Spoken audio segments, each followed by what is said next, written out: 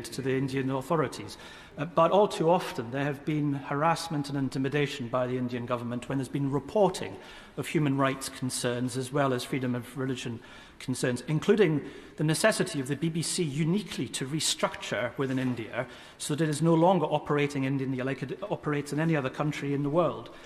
Would the Foreign Secretary confirm to me that we are not offering market access to India for media, data and telecoms on an unequal basis, so that the freedoms that we should enjoy in this country when it comes to the BBC and open media to report human rights concerns should exist in India also, and we are not giving preferential market access when we are not offered that there?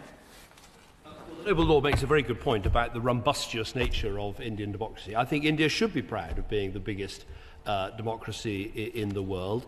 Like all democracies, there are imperfections, as there are in our own country, but we should celebrate the scale of their democracy. The point he makes about the BBC is important. I mean, my understanding is that India passed a law insisting that digital media companies had to be Indian-owned, and the BBC has had to restructure on that basis. Now, I don't think that's not the British way of insisting that all media has to be domestically owned, although I know some in this place and elsewhere have been tempted by those moves. And I myself have sometimes fantasized about that when reading things that I've read. But nonetheless, that's the reason why the BBC has restructured, together with some disagreements with India. The point he then goes on to make about the trade deal, I will take away and look at.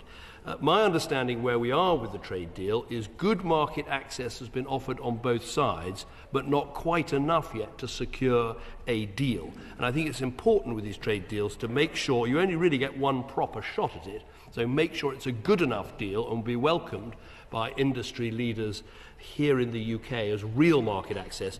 But on the point on media access, I will have to go away and look at that. Personally, I would say let's open up media access on both sides in order to make sure we have a good plurality of media.